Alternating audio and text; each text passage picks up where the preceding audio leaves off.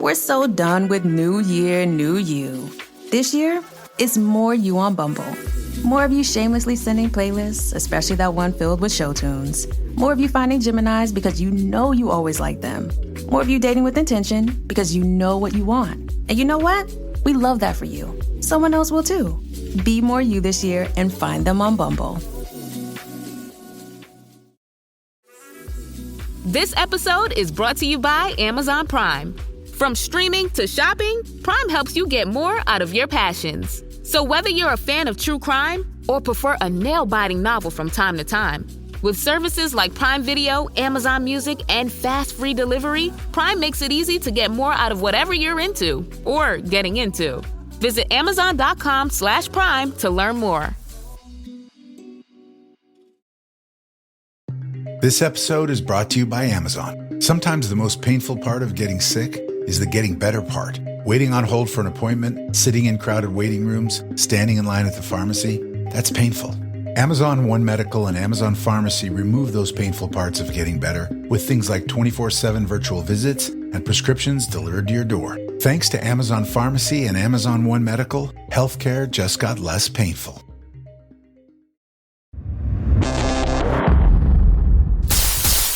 Hey guys, how you doing? An absolute treat today. First of all, welcome. It's me, Mick Tully, and it is the World of Martial Arts television show as per usual. Will hasn't been able to get rid of me, and that Bezos money hasn't come through yet out. So, I've got to go on that. But first of all, who I've got today, full disclosure time. I have avoided getting this guy to do a podcast with me for years now. And lots of people have asked me why. And he's going to hate it when I say this. But he's easily the second most sarcastic and amusing man in martial arts in the UK. Give you an idea, just before I mention this gentleman's name. As Terry Barnett, the great Terry Barnett once said, I can't wait to get you and this fellow in a room together. And I went, why? And he goes, the irresistible force meets the immovable object. He said, I just don't know what's going to happen. And for the next hour or so, I don't know what's going to happen either. I will give you this, though. When I asked him to come on, he said, who first? Is going to be me or Rogan to beat him to get him onto the podcast? Because he said there's a waiting list. Ladies and gentlemen, boys and girls, children of all ages, we don't care what your pronouns are, because guess what? The one, the only Mr. Jon Hegan. Jon, how you doing, man? Good, Nick. Thank you for that introduction. Was that all right for you? Could have gone a bit longer, but I'll take the edited version. You'll take the edited version, right? So, if any of you guys don't follow Jon on social media, you should do. Basically, it's Jiu-Jitsu, the Book of Rio, which we'll get into later, and his tour of pretentious coffees around our nation's capital, and actually some of the most sarcastic, witty banter that you're going to get. Jon, we won't start at the beginning yet, because I'd like you, because I'm putting you on the spot here. Imagine this was speed dating and you had to say what you did for a living and who you are. 3, 2, 1, go. I think that'd be incredibly boring. I just teach martial arts. That's it, really. Just try and do fun things and make the best of life, I guess, is my my aim at the moment. Well, there's you are underselling yourself, mate, because I'm a well-travelled individual, and at the moment, even I'm impressed with your recent, devil may care attitude towards just jumping on a plane and just going out training. And so the arts that you teach, I already know them, but if you could tell the guys who are watching. I started with a martial art called Tang Soo Do back in the sort of late 80s. And after watching, I think, a bit of Van Damme and First Blood, that's how I'd normally start with that, watching First Blood and just watching John Rambo dispatch all them prison officers. I thought, that's what I want to do. And so Tang Soo, that was literally, I went to a sports club sports centre. That was the biggest club there. Had the best leaflet. I remember that. It was this really good leaflet. I thought, right, that he has got to be the guy. So I started training with a guy called Master Menkwan Loke, and after a couple of years doing that, obviously, I joined the Marines and stuff. But in terms of pure martial arts, it's Tang Soo Do.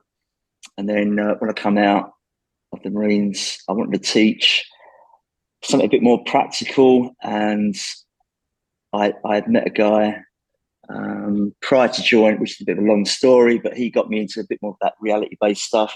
But when I come out of the Marines, I met up with Paul Cudmore, who obviously you know, and a JKD guy. And I'd done some boxing in the Marines, and but he showed me that I didn't know anything about boxing. And so I thought, right, I've got to get into this, So I thought I was a striker, but I wasn't a striker. And then I had travelled to LA, go to the Gracie Academy, and at the same year, because I was leaving the Marines that year, I did a Krav Maga course, which was like the old school Israeli course. And so it's a bit of a hodgepodge of just trying to, get your head around what I wanted to teach and that. And so if what I teach now, or what I enjoy doing, I enjoy the sort of JKD boxing type stuff. Obviously, Gracie Jiu-Jitsu under Royce, and yeah, just that. And judo. I got a black belt in judo under the BJA, so that was done. I got that in, I think, 2000. So yeah, I've been like very busy, and I've tried to do things the right way and only get the best. Show me the best people, get the best qualifications.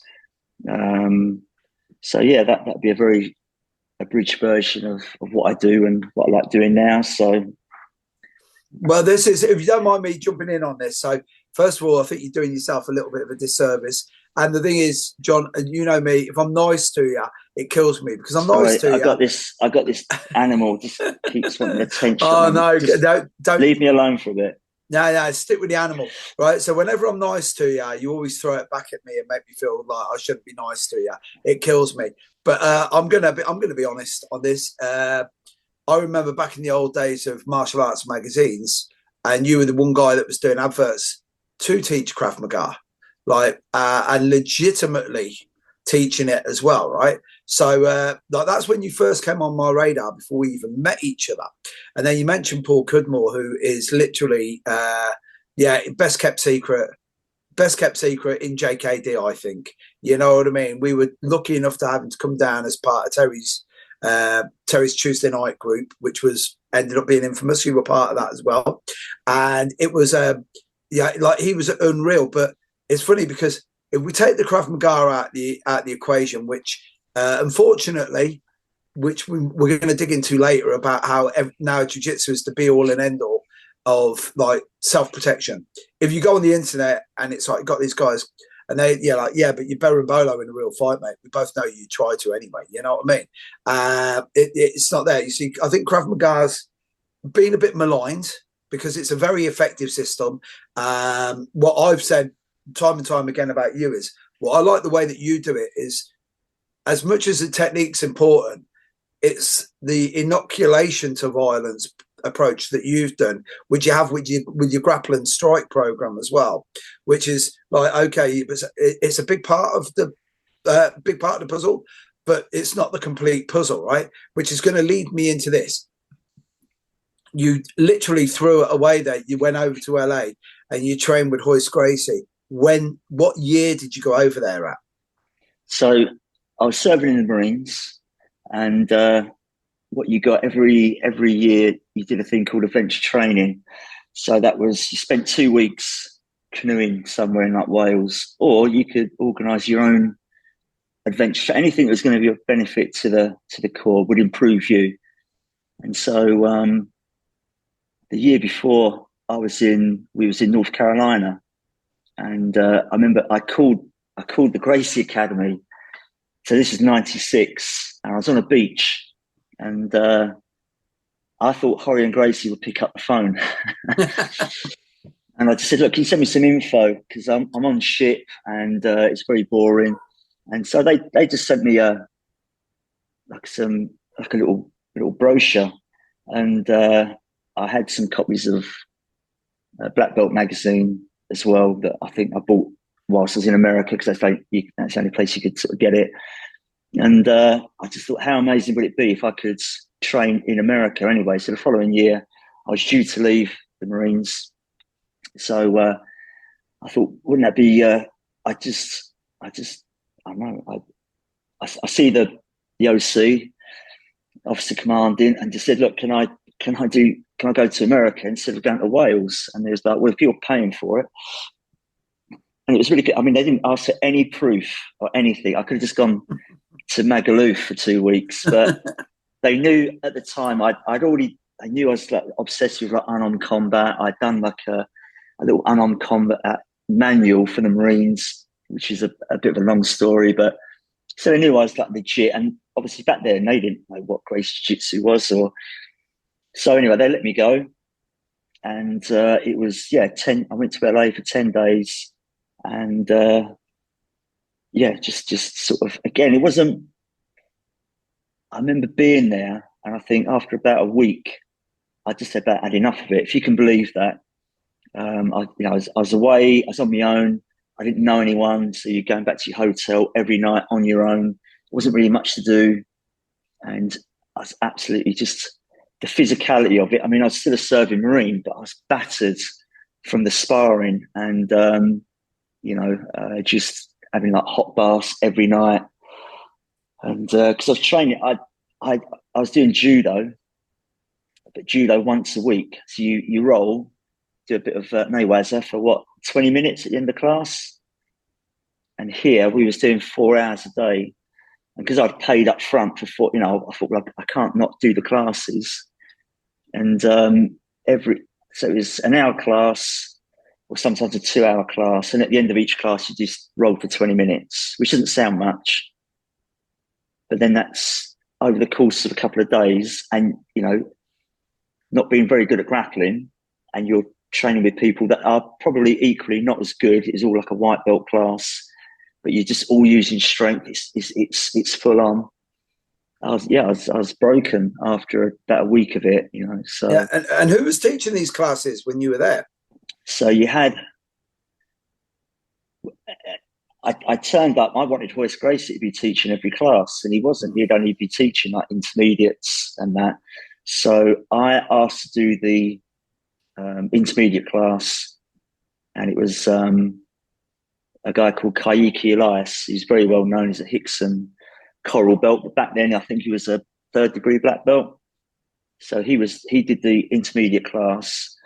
So I had originally said when I booked in, I'm a green belt in judo, so don't put me in no beginner class. And I was like, that's cool. So on the very first sparring, I was desperate to spar. I couldn't wait, and I couldn't be bothered with doing the techniques. And then I had a blue belt do a guard pass on me.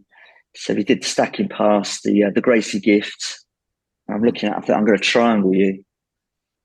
But he obviously, he knew what triangle was.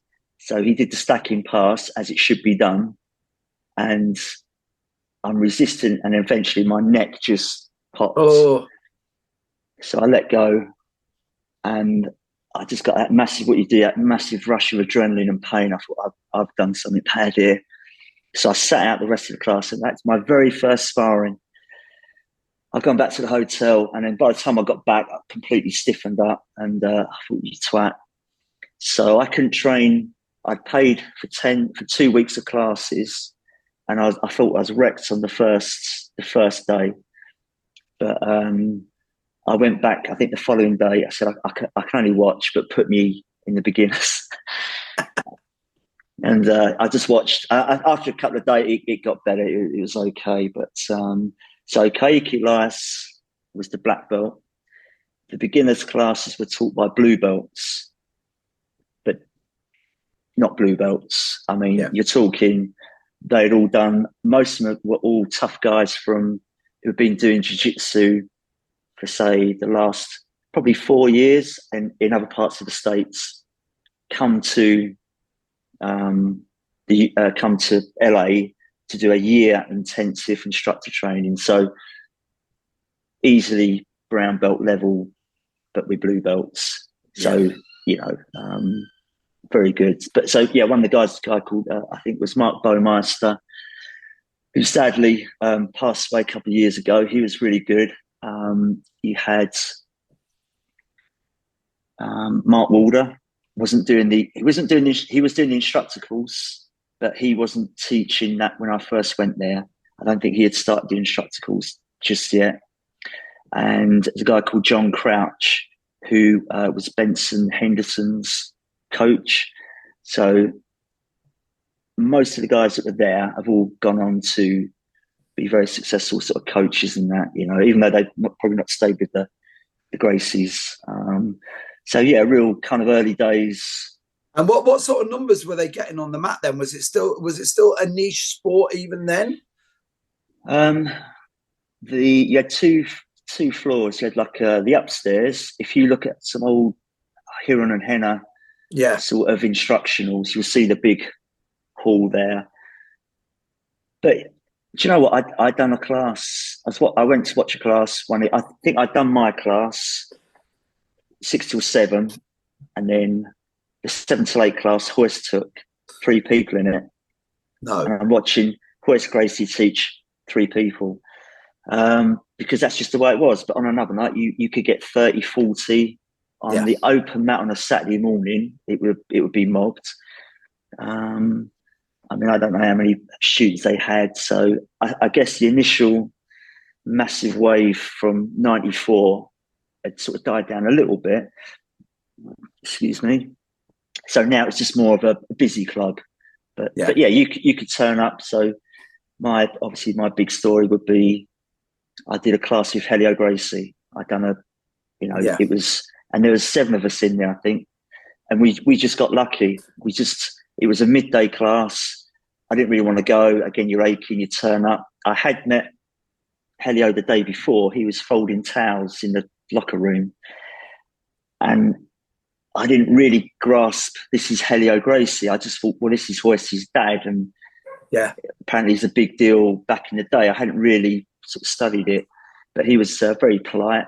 And then, we did the class with him. He's there in a red belt, and Kaiki did the translation. And what did he teach? I can't remember.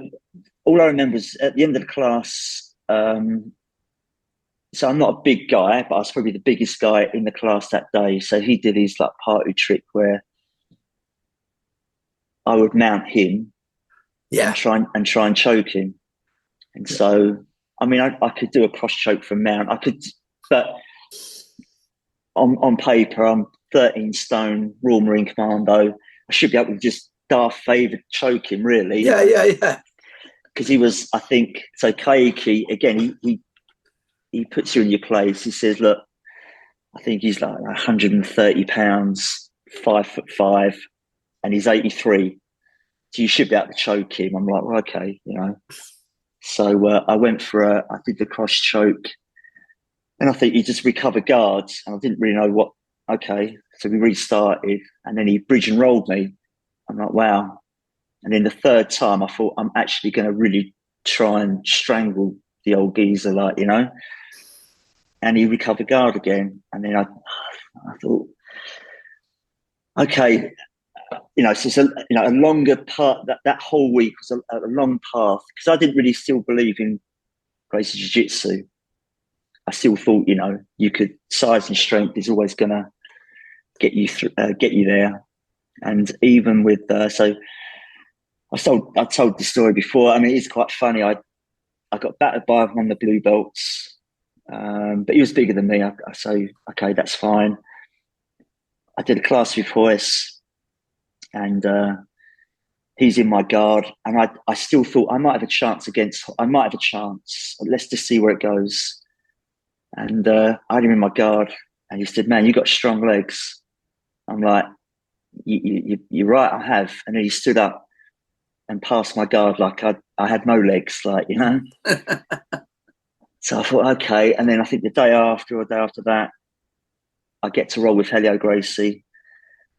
And I still didn't really believe in jiu-jitsu. I still thought, it's, you know, maybe I just need to get a little bit better than that. And then one day, I think it was on the open mat on the Saturday, there was this young lad, I see him sort of fold up a blue belt. And then I think we got paired. I was sat on the side, we got paired up. And I absolutely had a battle with this lad. And at the end, I think I got mounted on him. Again, I'm Royal Marine Fitness and I'm blowing a gasket and I put my forearm in his throat. I've grounded it. It was an awful, you would have sent me off the mat for poor technique. And he eventually tapped and I said, mate, you're really good. How old are you? He said, I'm 12. Oh. It's a yellow belt. And I just thought, and I thought it's taken me a whole week to get it, even rolling with Royce and, you know, Grandmaster Helio, but a 12-year-old had really just shown me technique. And it was only, you know, again, doing what I did that got, you know, again, got the tap, and I realised what a pointless tap that was. But if anything, I thought, right, I've got to, there is definitely something to this art. So yeah, that was my sort of first week there. But you see this, so this is the thing, right? So most people, like right now, BJ's has blown up. Like, you got to remember, we've known each other for a very long time. In my ignorance, I'll tell you right now, in my ignorance, you won't even remember. Do you remember when we were raising money for, it was, so first time I ever felt your jiu-jitsu, you got to remember, like, I'd known you from being down with Tell and everything like that, right? So all we'd ever done is stand-up stuff. And I was a white belt. And I remember it was at Dave Burkett's, and Royce was in town. And I partnered up with Steve Martin. You were there. You had the blue belt on. You had the brown belt on. Give you an idea how ignorant I was of BJJ. I looked at you and I didn't realise you had your coach's stripes, and you were a 3 or maybe a 4 stripe brown belt at the time. And I remember looking and going, what's going on here? Is they've given Jon extra stripes? Like, what, do they just don't want to give him his black belt or something? That's how ignorant I was of the whole scenario, right? And then me and you did a technique as a drill. And I drove home and I rang up Al Peason, and then I said to Al, Al, I've been completely wrong. And he went, what? I said, I was looking at Jon just as a Krav Maga guy who came down and did a bit of training with us and Tal. And he said, what? I said, mate, we were just doing a drill. And I went, mate, you know when you get in front of Terry Barnett and you put the gloves on? He went, yeah. So, you know, they get that 30 seconds where you go, I have no fucking business being anywhere near here, right? And he went, yeah. I said, that's what it was like with Jon. And he went, really? And I went, I'm telling you, it's true. And I'm saying this is full disclosure time. So first of all, I'd done a bit of jiu-jitsu, but I was maybe a 2-stripe white belt, if that, at the time. And the other one as well is I was stupid and naive enough to not realise, you know, that Royce great, you know, because, you know, the thing in martial arts, it's always the same. It's like they got Royce in as an infomercial, like as I always say about the UFC. If Helio if Horio and Gracie realised how big it was going to be, he wouldn't have let it go. Like, it was initially, it was an infomercial for Gracie Jiu-Jitsu, right? And then it became a sport. And Royce went in there to prove the point. Because if you put Hickson in, Hickson looked like a killer. Royce looked like an ordinary guy. So me, in my ignorance, I was like, is Royce really that good? And then you find out, yeah, Royce is that good. And that's going to lead me onto something now, which I'd like your thoughts on. Right? So now we've, like, first of all, and I want to ask you, did you ever think that Brazilian Jiu-Jitsu would explode the way it has? Because I didn't. I didn't think it was going to have that, like, you know, like the Kung Fu boom back in the, after Bruce Lee. And BJJ is bigger than that now, I think, realistically speaking. Did you think it was going to get this big?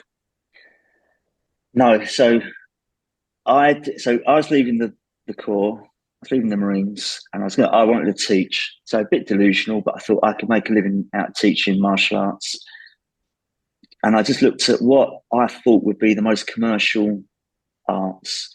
And having done judo for at that time, maybe 4 years. My judo club, I don't think we ever hit double figures on the mat.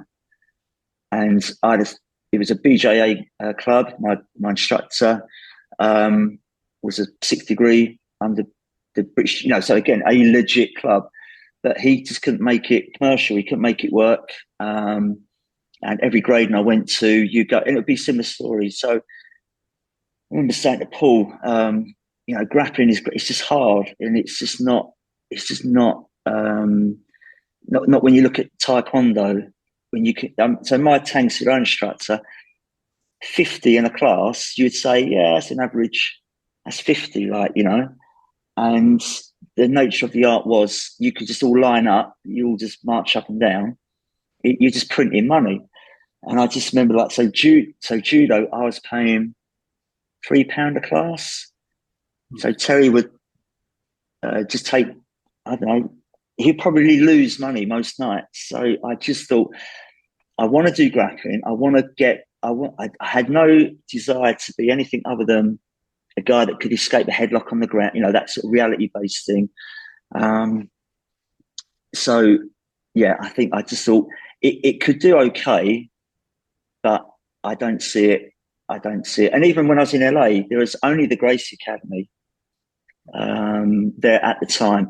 When I go to LA now, there's a jiu-jitsu on every, you can throw a stone and you'll hit 3 or 4 different clubs. But back then, it was literally, bizarrely enough, there was a Tang Soo Do club just up the road from the Gracie Academy. And I remember thinking, how's this place going to survive with the Gracie Academy there? And what you realise is there's enough for everyone, really. But in terms of, would I have thought jiu-jitsu has got as big as it has? I'm still trying to work out the actual economics of jiu-jitsu. I think that'd be a different conversation. But in terms of where we're at now, I didn't even think the UFC would survive. And I was right, I think, for a couple of years until it did blow up. But I think that was obviously very good marketing, probably a little bit of luck there as well. But yeah, we're in the position we're in, and that's it. So. Well, you see, this is the thing. I remember when I first started training with Eric Paulson, they'd only just started bringing in weight divisions. And Eric said, because Eric famously was training a lot with Royce in that era. And John McCarthy was there. And Eric was toying with the idea of going in. And he said it in an interview that I did with him. He said, Horian was like, no. He goes, but we've got this guy. He goes, not for you, Eric, but we've got this guy if you'd like to help train him up. And at the time, he was still going under Ken Wayne Shamrock. Yeah. And Eric was like, right, okay. But it was like Eric said, it was funny because Eric was like, he goes, with the hoist, with the stand up and the striking, he had the edge. He said, but on the floor, nowhere near. He said, nowhere near. And I was like, right. And then he said, he spoke to Dana White once. And I think it would have been around the early days, before Barnett even. And he was saying, he turned around and he goes, the only way you're going to make this work is you've got to have gloves and you've got to have weight divisions.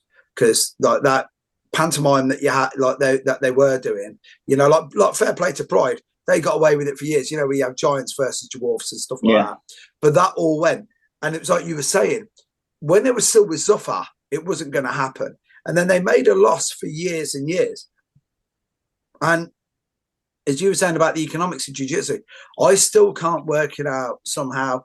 There's a lot of things that we'll get into it later, where I've seen people who have been best men at each other's wedding and godfather to their kids and calling each other bro. And then now they don't talk to each other. And they don't realise that, as you said a minute ago, there's enough for all of us. Right? The thing is, the demand won't outstrip the supply for another 10 years when it comes to BJJ, right? So this is it's going to lead me on to something, right? So, you are literally, if you go on the underground, there's BJJ underground on Facebook, right? There's certain guys who can basically get away with posting whatever they want, proper OGs who have been there from day one, and you're one of them, right? So when you've seen the progression from, and it's a two-parter here. So the progression from what you did initially, which is what I've seen Royce reclaiming, which is jiu-jitsu like that looks like sometimes out of a 1930s policeman's manual, which surprisingly all of it still works, yeah, and more than, right? So where it started there, then it became a sport, and now it's been reclaiming back. I don't know if you're like me, I see it splitting off two ways, where you're going to got guys who are they're going to be athletes, and that's all they're ever going to do, right? And then you've got people that you actually do BJJ for self-defense. So can you just maybe tell me your pros and cons on both sides of that split? Well, again, if you think, all right, so jiu-jitsu as you know it now has been around for say 32 years, isn't it? 30, because prior to that, it was just another martial art, wasn't it? Which you either wanted to do or you didn't, and then it exploded as in a reality-based system, and but even in the early days, so I think you do the open mat, and then every now and then, I think I went there one year, and there was competition. It was at the points, and obviously those things had gone on in Brazil back in the 80s. The sport had always been around.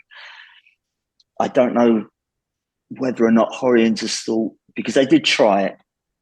So what I'm thinking of is we've got to a point now where pretty much it's been worked out, as in the commercial aspects have been worked out. It's all pretty much in place, but it's taken 30 years to get us to this point where the UFC is, successful, and it will be successful for a number of years. But obviously, go back a few years, it was struggling, and all the other organisations either went bust, or they couldn't, they couldn't get it right. And obviously, Dana White got it right, or Dana and his advisors. I think they're doing the same thing with the sport jiu-jitsu now. You're trying to work out what is, I guess Craig Jones got it right.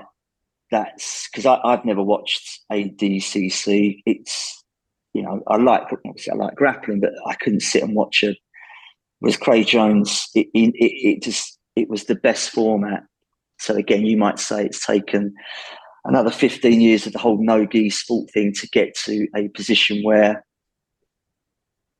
someone that doesn't even do grappling, you might look at it and go, well, that looks quite exciting, that I could get into that. But you wouldn't have done that with I remember watching, I think it was like Mark Kerr and someone else at ADCC.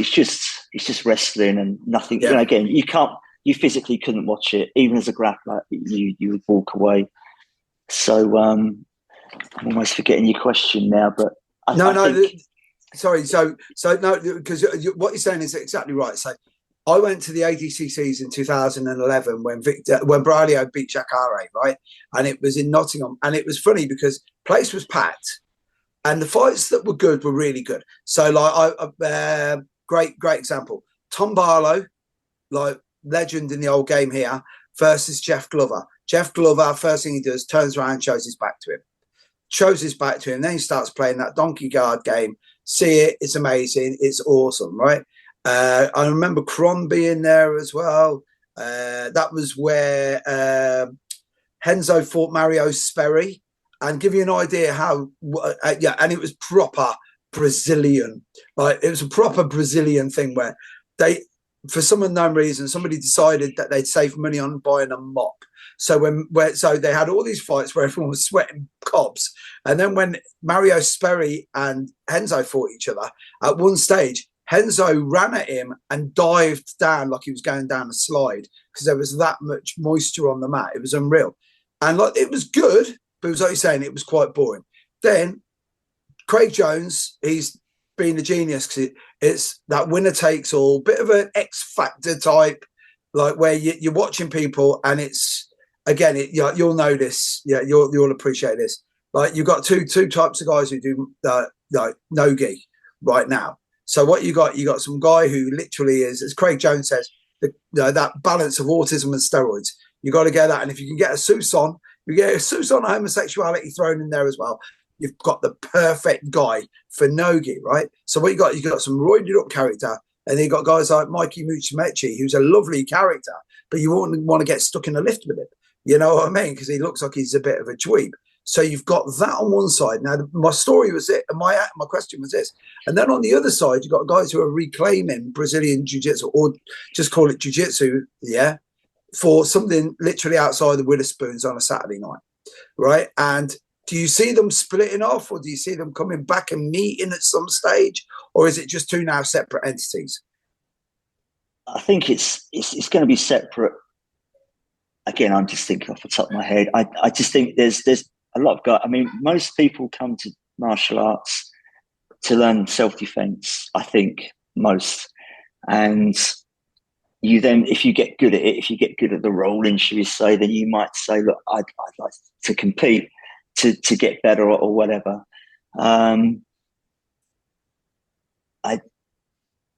I mean, in terms of the benefit of being good at no-gi, I don't think it's much. It's good for a real scrap, but you know, the big thing is people are going to punch you in a real fight. So you can be pretty handy in no-gi, and it will certainly be better than having no skills.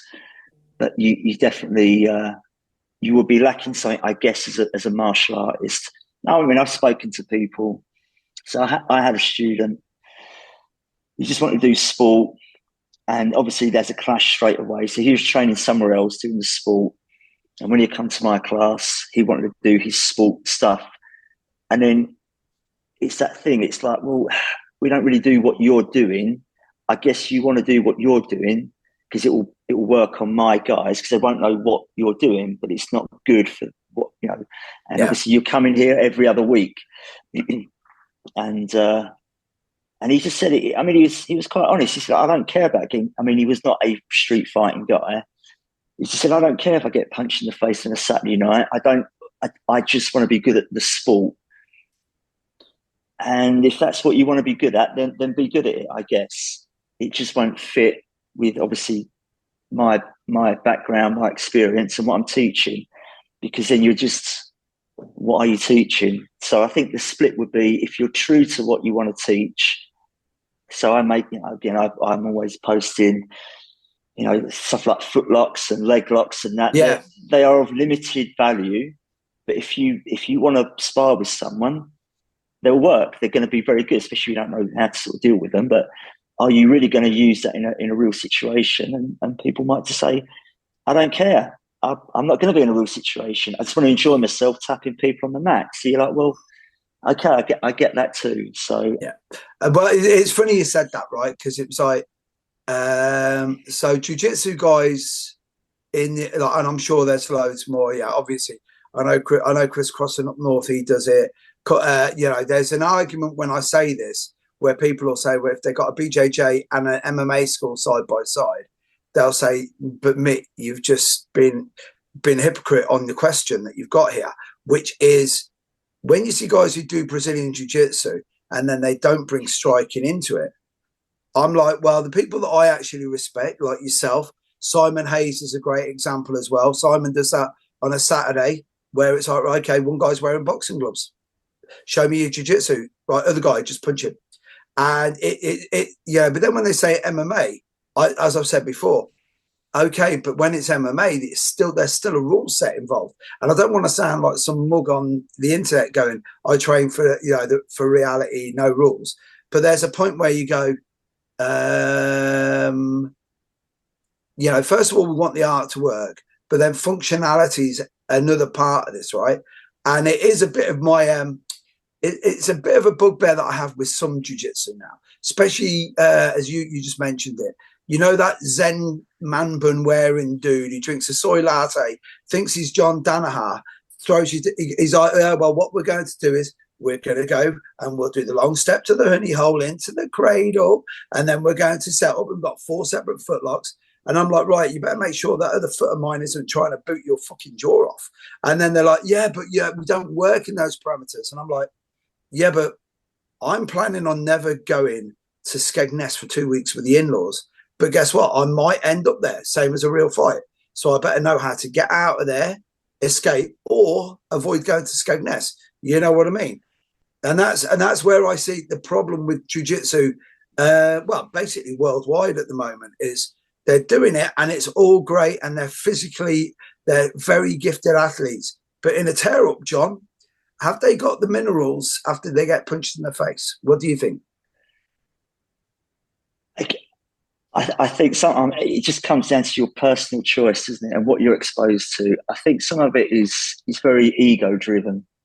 So, I mean, I watched an interview with Craig Jones, and he just said he was in a room tapping Brazilians. He said he had no business tapping. He said with the footlocks, because they just didn't know them, but it suited his path where he was going.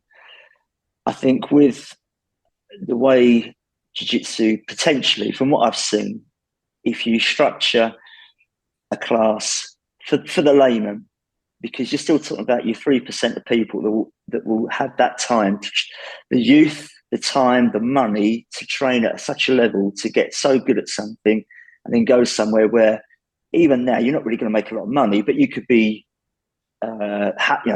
living the dream sort of thing.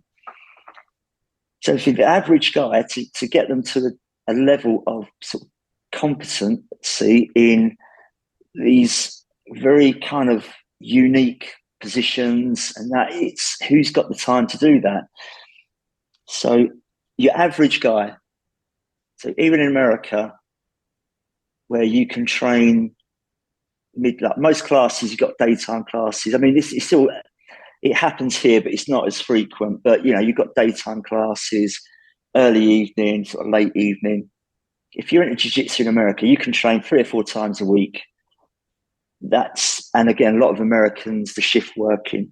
In the UK is not so prevalent. So I have the most that people train with me. Some people might train 3 times a week. Immediately, they've got the time and the resources to do that. The average guy is once a week. I'd say that's the average. And if you're lucky, you might get out twice. If the other half lets you out, maybe twice a week. And then, how long have you got to train? And again, and because most classes aren't structured, so sometimes it's what the instructor just pulled out the air, what he's going to be teaching or what he wants to get good at. So he'll teach the technique. So who knows what you're learning? And you could train for like a year and be, you probably may never even have done the same class twice. So you're never really going to get that good at anything. So my preference would be, which is, the Gracie way of teaching it. You have pretty much a standard self-defense, 2 stand-up techniques, 2 techniques on the ground, and then some sparring. And, not a John Danaher catalogue of maybe 100 variations of, one move. And it's, again, who has the time to do that? If I look at even with the striking and what you said there, I've been sparred with Terry Barnett on a number of occasions. You would say, I want the time to get that good. And that's just in the striking, but you appreciate how good striking can be. And then you say, given the fancy footlocks, which I can, they're good to learn, okay, but the striking aspect is equally as amazing, For me, I would dedicate the time differently, but I'm not competing, so. Well, you see, this is you've put you got me on something, because I have two. I have 2 of my favourite Jon Hegan stories, right? And I'm going to make sure that you tell both of them because I love the way that you do it, right? So the first one is literally, we talked about it earlier where you mentioned like the syllabus, right? And you got this, right? So I remember and again, I know you'll get, next time you see me, you're going to turn around and say, you're a big pussy, you've been really nice to me and all of that, and throw it back in my face, which you will do. Yeah, I can see the face already on you. Yeah, that's the way it goes. It is the way it goes. Exactly. But the thing is, it was one of the things, one of the time, like, you were always high in my estimation anyway. But when you first went over to test for your black belt, and then when you came back, And me and Terry Barnett both talked about this to each other, and it wasn't like behind your back. It was just like the absolute honesty about, because you went over there, and you'll admit, like, you went over there with, like, it was a foregone conclusion in your mind, yeah. You're going to go over there, test, and this is leading me on to my my question in regard to how important syllabus is, and whether or not you use it or not, having to know it and to show that you could do it, which is what you admitted, right? So I love the story about how you went over there first time, and then when you returned. I remember when you told me it, I was just like that. I went, I don't know if I'd been as honest as you. I could have, I'd have gone like that. Yeah, I just wasn't feeling it that day, and I had a bit of a cold and stuff. But you were dead honest with it, do it. So you can explain how you went over to test for your black belt. You remember, because it was about the syllabus and the self-defense part. Yeah, so I've always kept in touch with Royce. So Mark Walder was teaching, and I was training under Mark. So Royce would normally come over once a year, but Mark wasn't under Royce any longer. He was with Baja, but still on good terms with Royce. So anyway, I hadn't seen Royce for maybe 2 years. And so he knew me from the academy, but again, only as the guy that come in for a week at a time. I think I'd done it 4 times. And then he would just see me periodically in the UK. And then I was teaching a guy, and this guy had done a lot of favours, helped the class a lot. So I thought, I'll get him a private with Royce Gracie. That'd be cool. And I managed to sort of organise it. And at the end of the session, Royce said, hey, come test your black belt, which I just took as, I'm going to give you a black belt, but you've got to go to Miami to get it. I thought, well, that sounds pretty cool. And I didn't really have to pay for it. I would just turn up, and I thought it'd be like, have you ever seen House and Gracie? They put the Hawaiian things. Yeah. I thought it was going to be like that. I thought Royce would be calling me up and say, oh man, let's go out tonight and stuff like that. I thought it was going to be that cool. And then when I got there, Royce didn't speak to me, and then I realised it was like there's going to be about 30 of us all testing. Well, I didn't know there's going to be a test. I thought it was just going to be a ceremony, like just get the belt. And then this guy was saying, no, this is going to be a proper test. It's going to be people getting smashed up and all sorts. And I'm like, well, I'm not really here for that. And then I done the test. So the test is it's not secret, but you know, there is a format that you know, just happens. But one of them, it's a bit of a hazing. But some of it was the self-defense, as in you have to know the self-defense. It's like 88 moves, you know, the chokes, and you know, again, just know the basic how to defend yourself, as in the way it's been taught. And I knew about 30% of it, but I thought I'll give a good account on everything else. You know, I'll give it 100%. I'll fight where it needs to be fought and that. And at the end of it, I knew it hadn't gone well, as in I knew I'd fluffed the self-defense, but I thought, well, everything else has gone all right. You know, I'm better than that. And the way it worked was, so every day, so it was a tough week. We was doing all the group classes. In the day, you had to go and practice self-defense. So at the end of the week, you're pretty achy anyway. I'd always walk to the academy in Miami with this guy called Jeremy. And he had already said, look, there is a proper test here, and I've been practicing for it the last 6 months. I'm like, well, I didn't know about that. He said, well, I think I'm going to be okay. So he'd done the test. He come out, and his arm was jacked up. He had been in an arm lock, he said. So he had that taped up. Anyway, I think what they did was, if you hadn't passed, Royce would give you a call before the belt ceremony. And on the day of the ceremony, I hadn't had a call from Royce. I thought, I knew I'd fluffed the self-defense. Jeremy had said he had done well at self-defense. He said, I got bashed up, but I knew I'd done well. And his words to me said, brother, we've done it. So I walked to the academy, and we're proper, like, you know, we're rocking there. And there was a class before the actual ceremony, which is no gi. So I'm all there, I've got my rash guard on, I'm good to go, I'm pumped. And then Royce says, John, come to the back room. It's about the first time he'd spoke to me. So I got in the back room. He went, yeah, just to let you know, you didn't pass the test. So I'm like, okay. And I'm expecting him to say, but because you did so well everything else, we're gonna. And he said, so come back next year. And that was a proper, I didn't even know what he said after that, because this had cost me a fortune. You know, it was a very expensive trip. I didn't have any money to pay for that sort of trip for really what at the time I thought was a wasted trip. Then he just finished it. He just tapped my belly and went, now go train. And I'm like, I don't really feel like training. So I had to, and I wanted to leave. I just thought I'd just go. And I would have done, but I knew Jeremy had got the belt. So I thought, well, I'll stay and watch Jeremy get the belt. And that was it. It was just an awful night, really. So that was it. And then I come back to the UK. Obviously, I was gutted, and I thought, I'm probably not going to bother going back.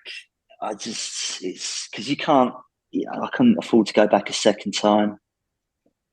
So I emailed Royce. I said, look, thanks for the invite. It was a great experience. And it was, you know, it was a great experience. I don't really foresee me continuing this, but I'll just keep teaching. And, you know, I'll be a brown belt. I'll be a brown belt forever. And anyway, he didn't get back to me for a couple of weeks. And then I eventually sent me an email. And I've still got the email somewhere. But he just says, no, sorry, I've been busy and that, guys. But, you know, I think you're a good teacher, you know, a good guy and that. And I forget. It just was, just give it another go. Just come back next year. Don't let it be the end all and be all. And I thought, maybe that's probably the best way to look at it, which is exactly what I did. And then I studied the self-defense. I just incorporated in the class. And then when I went back the following year, retested and got it. But I've posted about it before. Had I got the belt on that first year, I don't think I would have gone back. I would have thought, job done. You've done it. You're great. But I also realised when you look at the standard of the people out there and my standard, it's a different way. I mean, this is 2012. Yeah. So I was one of the best brown belts that only ever sparred with blue belts. But when I was in a room of 30 brown belts, all proper, you know, a lot of these guys were competitors, MMA guys, or just heavy trainers. It's like I'm training once a week, twice a week, you know, just trying to do a little bit here and there. And that I was not at that standard. So it was a good thing. It's a good thing. You know, you get exposed to that level, and it's like, right, if I'm going to wear that black belt, you're going to have to put some shifts in over the year. Well, you see, this is the thing. You said the bit. So the thing, when I first heard you tell that story, the first thing that I actually did. I marveled at your honesty, because you went over and go, yeah, you know, and you did it. You I remember you saying it, and the way you delivered it was in your usual style. It's like, yeah, you know, I've had foregone conclusion. I'm Jon Hegan. You know, I'll go over there. Yeah, it goes a bit different, and like that, and you didn't really go into the deal. Bit different, but then I remember you admitted it. You go, yeah, I just went out, turned up half-assed, didn't put the effort in. And then I remember you saying that you didn't deserve it. That was the first thing you said. Went over there, didn't deserve it.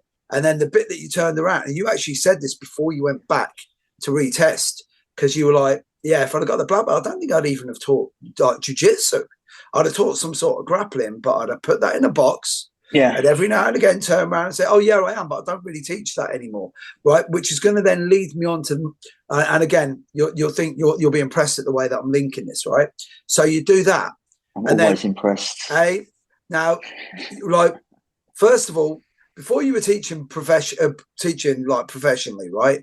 You used to, you like came out of the army. You're working. When Marines, we first met, Mick. Marines. Sorry. Yeah, Marine Commandos, right? So anyway, you came out, and I remember me and you talking. It was after going down to when you were hosting Tel, and you were still working in the secure unit with all the mad young kids and that. And like, first of all, can you like again? I'm going to lead you into this. So I know that you've got a couple of stories where you said about just being able to restrain people without hitting them, made you rethink the way you talk. And then that'll lead us in to my second favorite Jon Hegan story about how you saw a van where a guy was making you know the story that I'm going to say. Yeah. So I don't, if I even give the title, I've ruined the story. Right. So first of all, when you're working in the secure unit with these mad characters, and like, I know you've got some mad like war stories with some of those characters of just having to try and restrain them without trying to hurt them, which I've always find fascinating because it's like the level of control that you need to do to subdue a person. Some people have got that. Yeah, anyone can subdue another human being by knocking them out and kicking their teeth out. But are you able to have a duty of care without sounding too woke? Yeah, where you can go, right, you're more harm to anybody, yourself more than anyone else, right? You know, the whole back headbutting stories you used to talk about when they were losing their minds and that. So first of all, how did you frame your training to get to that? And then the ultimate Jon Hegan, how I became a professional martial arts teacher story. I just worked. So when I come out the Marines, I tried teaching. Obviously, again, I had no idea about the economics of martial arts or just running your own business. So I was working in a record shop. I worked in Our Price Records, which I thought was very cool because I was quite happy just listening to music all day. I love music, and then teaching in the evening. But that was not. I was going to be buying a house and just sort of getting and sort of grow up a little bit. So this job come up and I saw it. I thought that looks quite interesting. So it was the Labour government had brought in all these feral kids that were just getting arrested like 70 times and there was nowhere for them to go. So they built basically prisons for them, like a secure unit. So secure units have always existed for kids that have, like, say, committed murder, rape, arson. But they call them like local authority care. So it's secure. You're locked up, but they have to be locked up. The Bulger boys and that, you know. So but outside of that, you could, you know, we had. I don't know if you remember it. He was quite famous back in the day. There was a lad called Spider-Man. Do you ever remember that? He was in the sun. I just remember he's a lad. He had been 100 burglaries. He'd been arrested, and there was just nowhere for him to go. They'd arrest him, let him out. So he was like a celebrity, but he was the face of thousands of kids that were just constantly being arrested. So anyway, they built a prison in Kent called Medway Secure Training Centre, which featured on Panorama a couple of years ago. And that was where I first started working. So it was a lockup for kids between the age of, say, 14 and 17. And it wasn't woke, but it was going to try and get these kids a little bit of a short, sharp shock, but with kindness and school and all of those things. And it would be staffed by really the nicest people. And it was just a recipe for disaster because the nicest people, which they did initially employ, were not going to cope with the level. You know, at 15, people think at 15 you've just got into criminality and you're just a bit of a tearaway. And it's like, no, you're fucking not. You're a hardened, violent criminal with a very hardened, violent criminal family that's put you in this position, and you do not care about nice people that try and look after you, because if they put a boundary in, you are going to punch them in the face. And what happened? There was the place had opened to woke. Again, it wasn't woke, but just super nice people running the place. and they had no idea what was going to be unleashed. And they had a riot there. So the riot caused a lot of damage. They had to get prison officers in to kind of get the place back in order. And then I was just part of that recruiting drive. It come up, it's like, yeah, come and do this job. It's great. And I'd been working on the door for 2 years. I'd left the Marines. So again, I was working on the door. So I'd had a few, even being in the Marines, you see violence and you get involved in scraps and scrapes all over the world.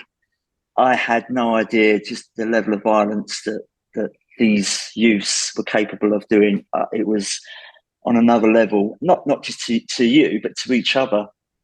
And yeah, it was just, that was I was there for 18 months, I think. And it was one of the best jobs I've ever had. It was insane. And then from that, I went on to another secure unit. So in all, I did the job for about 14 years.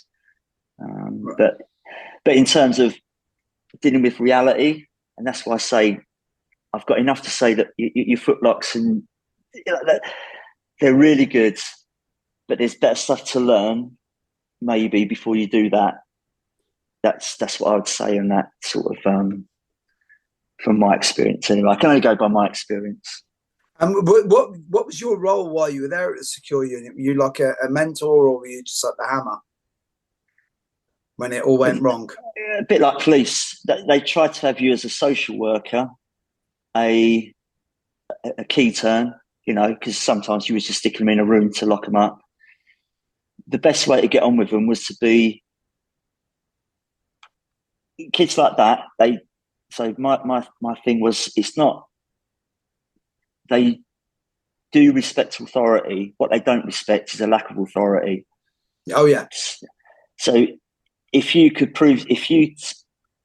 would say, look, I'll be a really good member of staff. We'll have a good laugh. I'll make you cups of teas and stuff like that. I'll play football with you.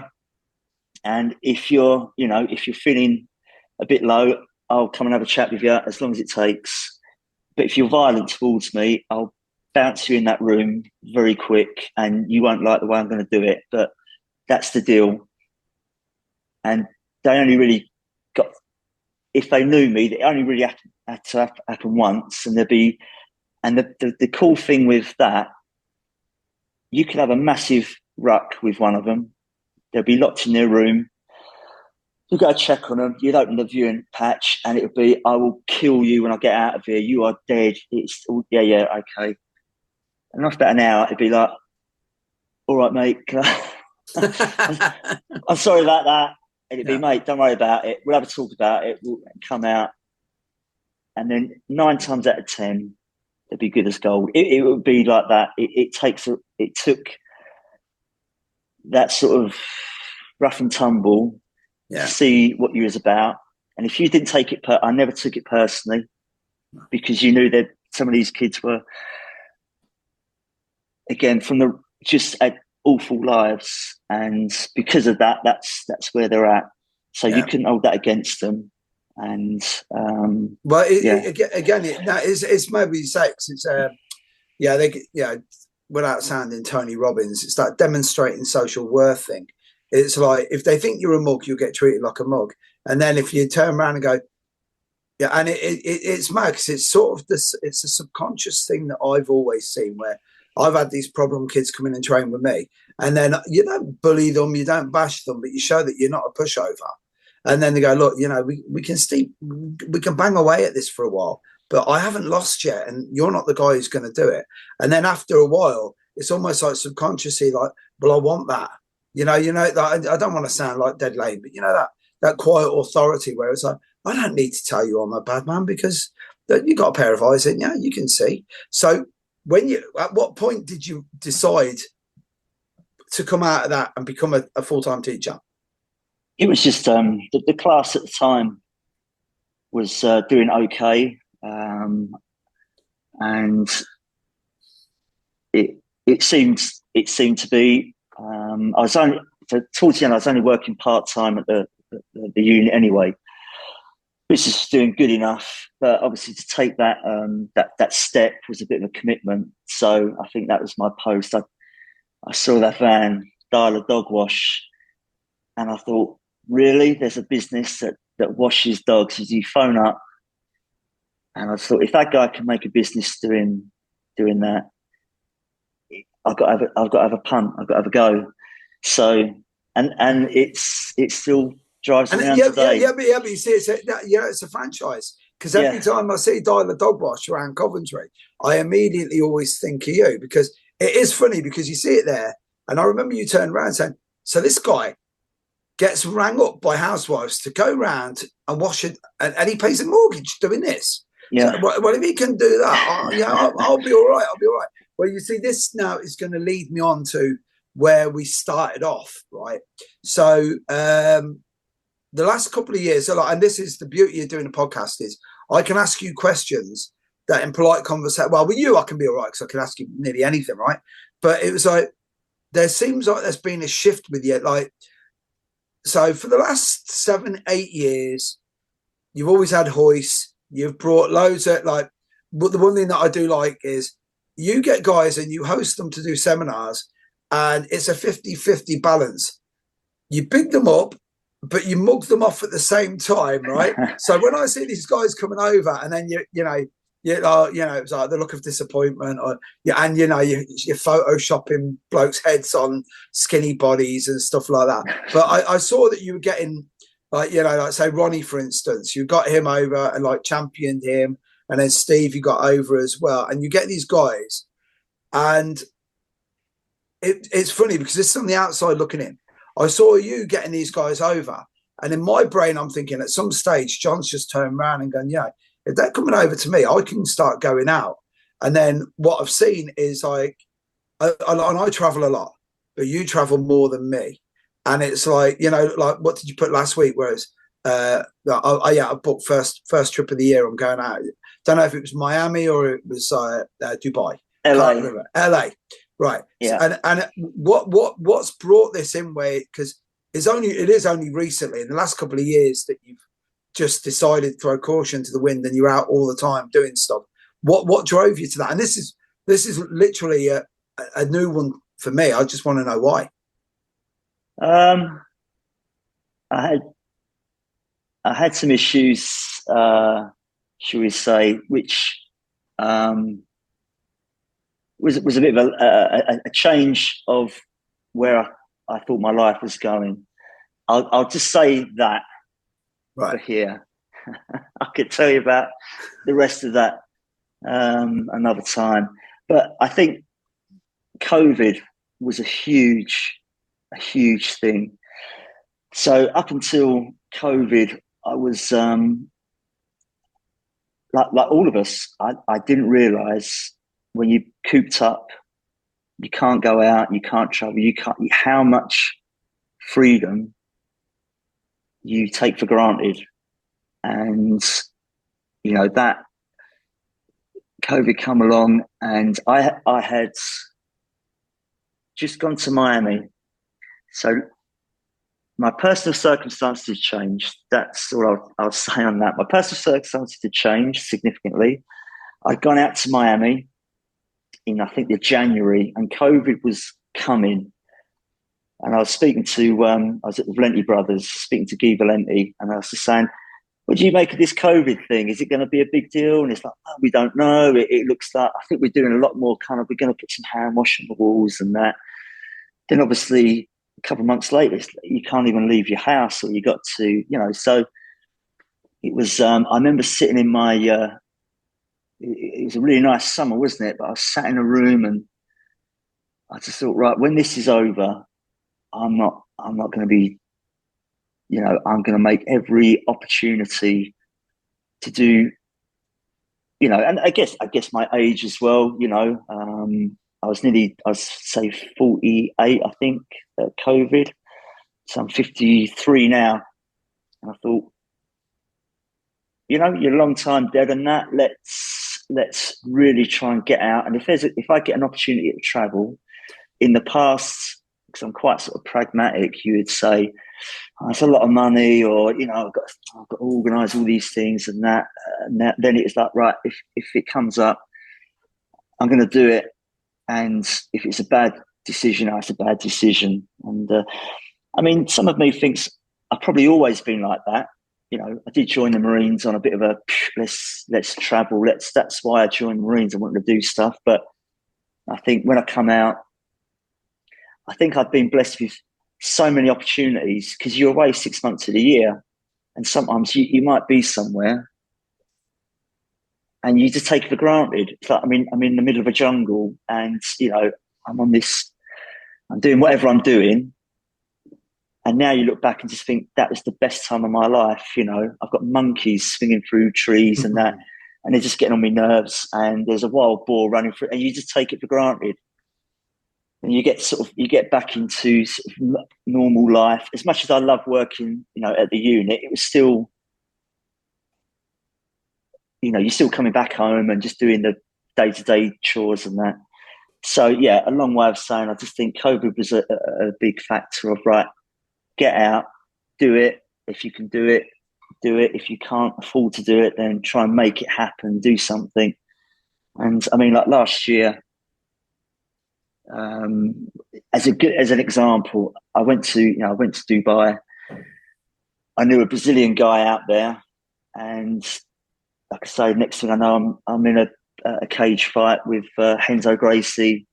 Yeah. And all these opportunities had come up. I had a year of all these opportunities, but I just a little bit of going, right, fuck it, I'm just going to do it and just see what happens. And that was a good example. So yeah, I think the shift was, a change in circumstances, COVID, and just do something. Now, well, you see, it's been really cool to see you do it, because it's like, on your social media, like I'm going to show I'm right geek here. Like you've got to hang out with like one of my heroes, Ian Astbury from the Cult, right? And I believe it or not, I used to be in a band years ago, and we were a Smiths and the Cult cover band, really, and we were called Eamon and the Fibre Optics. And I might as well quickly tell you now, we were called Eamon and the Fibre. Nobody in the band was called Eamon, right? So it had that 1950s Johnny and the Hillbilly sort of thing going on. And what it was, I had a mate of mine years ago. We only ever did 3 gigs, and what happened was, I had a mate of mine called Eamon, and he had a genitourinary infection, right? So bear in mind, right, this is back in the 1980s, so like 1986. So he turns around, he says to me, "Oh, will you come down to the hospital with me?" And I said, "What?" And he goes, "Yeah, you got to come down to the hospital." I said, "Why?" He goes, "Oh, I've got this thing." And like, "John, you'll admire this one." He turned around, he'll really appreciate this one. He turned around, he goes, "But you won't tell anyone, will you?" And I'm like, "Mate, I'm Mick Tully. What are you on about?" Like, I'm like the 56-year-old Mick Tully. I was, zip, no chance, right? Don't tell me. I'm not the sort of guy to tell anything to, right? So we go down there anyway, and long story short, he has to have a fibre optic camera, right? Yeah, and bear in mind, this is 1987. So a fibre optic camera, you know where that's going to go, right? But like back in those days, fibre optic camera, you might as well have had Nick Broomfield and a big boom microphone. Willow's get that. You like that one, didn't you, Will, right? Yeah, interviewing Eileen Warnos level stuff, right? So 3 people are doing it. So he tells me, and he says, "Whatever you do, don't tell anyone." And I'm like, "Yeah, no problem." I said, "Oh, gig's coming up. We've finally found a name for the band." And he said, "What?" He goes, "Oh, it's a big surprise." Turns up, big poster on the outside, Eamon and the Fibre Optics are playing tonight. And then obviously he goes, "Please don't tell, you're not going to tell anyone that's me, are you?" And I went, "No, at school I never told it. I've told everyone since, right? But that's it." But first, that whole preamble there is, how did you meet Ian Astbury from the Cult?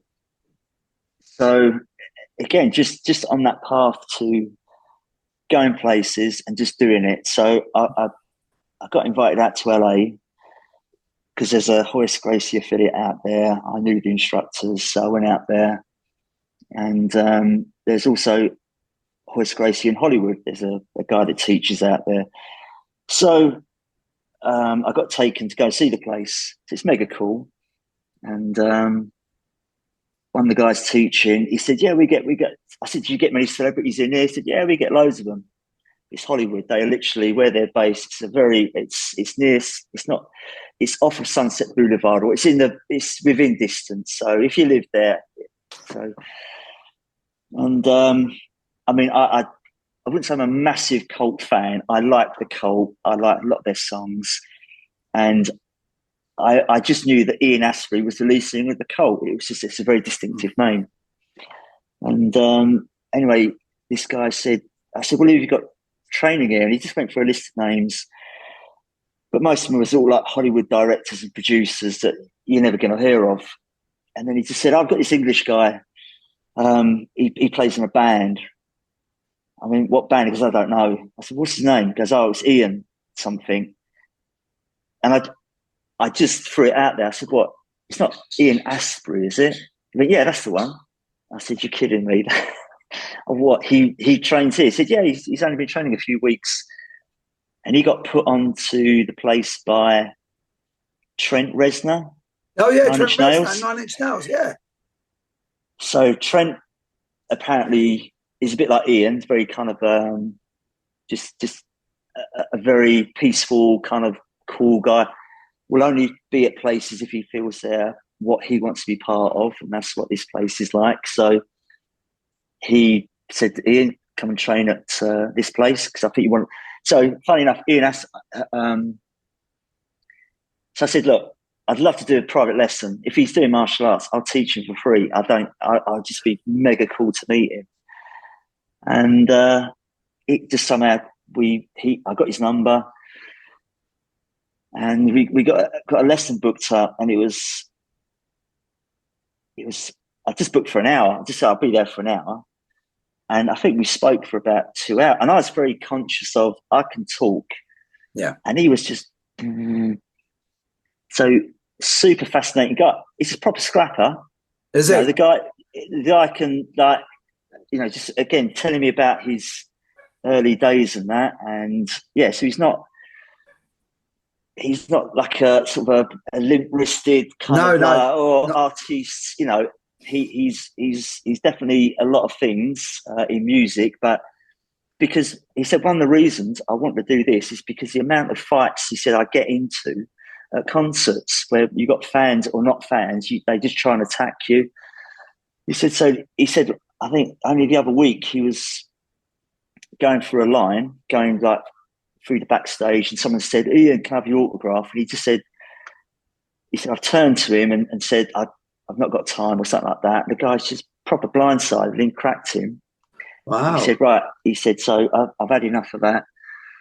And, but yeah, super cool. We did a little bit of pad work, and the guy can throw a punch, and, but just listening to him and that. So again, I was very mindful. I thought, right, I don't want to just be sort of like fanboying him. I want to teach him something. And then even at the end, I said, look, I'm happy to talk, but and then he had to get back. I think he had an engagement, but yeah, super friendly guy. And he belted out for some, he was asking about singing, looking after your voice and that. And he belted out a little bit of and it is that Ian Astbury voice is very distinctive. And, but yeah, so that was very cool. And, but I texted him the other day, just said, because he lives in LA. Yeah. I said, look, everything all good now. And he just come back. He's like, yeah, we got evacuated, but we're all good. And thanks for asking and that. So I'm not his mate, but. Well, you're talking about, like, here's the thing, right? So you're talking about a guy who, like, the Doors got him to replace Jim Morrison. When you're talking about somebody, like, he's got the pipes. And the other one, I think he's from Sheffield originally. He's somewhere around that neck of the woods. But like I said, I was a huge fan of him. Good mate of mine, Wayne Stokes. Me and him have been to see the Cult a few times. But it's like, this is going to lead me on now to, like, inspirational characters, right? So obviously it'd be remiss of me and you to have an interview and not mention, first of all, I'll start this off with first time you met Terry Barnett, your impressions, and then go from there. Like, just people that have inspired you. That was so training with Paul. And so just a quick one with Paul. I'd done a bit of boxing in the Corps. I thought I was okay at striking. I was teaching Krav Maga. And I was training with a judo club. And one of the guys just said, there's a Sambo club if you want to get some extra hours in. I said, yeah, tell us where it is. And he said, it's this guy, Paul, that runs it. So I've gone up there, and Paul had like little tiny classes, like 4 or 5 of us. So I turned up there with a Gracie Jiu-Jitsu blue belt, which back in 1999 was like... Big thing. How'd you get that? So I rolled with everyone, and at the end, had a little roll with Paul, and at the end of it, he just said, it'd be cool. He said, look, do you want to get together and train? I was like, yeah, I can do that, because at the time I was doing shift work, got loads of time to train that. So we would just get together and roll. And then one day he just said, I teach kickboxing as well, you know. And I'm like, I was a little bit sort of like, and he said, well, do you want to do some of that? I was like, yeah, okay. All right. So we put the gloves on. I thought, I'll go easy. And then honestly, after about 2 minutes, I thought, again, I don't know what I'm doing. This guy's saying else, like, you know. And then we trained together. I tried to do a bit more boxing and a bit of JKD with him. But one day he just said he'd done a seminar with Terry. And I think Terry was training with Mark Walder at the time. Yeah. As well. So, and at the time I was teaching Krav, and I thought it's good. So Paul would come down to teach, but I wanted to bring in some real expert. And I said, so what's Terry like? Bearing in mind how good Paul is. He said, well, I sparred with him at the weekend. And he just said, like, he's got 8 arms. And I'm like, what, really? How is that, you know? So I got in contact with Terry, and I was at a Mark Walder seminar. And Terry come over in a white belt, and I think at the time I had a purple, at least, I think. Might have been a brown belt. So he comes over to me and bows and said, I'm Terry. And I was like, all right, okay, yeah. He said, we'll get together and I'll come to your class and that. And that was it, really. And I've got the seminar on DVD. I'll have to give it to you because I filmed the whole thing. And the story I tell was he did some really good stuff, but it's JKD. I'm like, it's a bit complicated. I don't know. It's a lot of all this. I'll get him in again. We got him in again. I got that seminar. I enjoyed it. But again, I started to lose a bit of interest because it seemed to be too complicated. I thought I'll get him one more time. I'll do and then just say that it's really been good, but I don't think, you know, I can't see how it's going to fit into my class. But I had one of my guys who was quite good at boxing.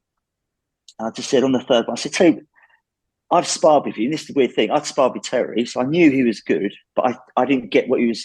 I didn't get I could never see it. I said, could you just have a quick spar with one of my guys just so we can see it all working? And I got that on video. And I remember watching it, and I think when I put the camera down, it's like, that's what I need to be. That's how good I need to be. So that was it. Then after that when I was just about probably not going to invite Terry back, he's got to be a permanent feature. And, you know, between him and Paul, I've been really lucky to be able to train and, you know, get better at striking, really, and enjoy striking and everything. So, yeah, that was good fun. Yeah, but you see, Terry's dead funny because he just said it there. It's like, I liked what you were saying because I can understand, because Terry's been very mindful of years ago. It was like he'd always say it wasn't so much him, but there was this thing where you go to a seminar and it wasn't that what you could teach someone, it was how much you could show them that you knew. And then it was like he was distilling and distilling and distilling.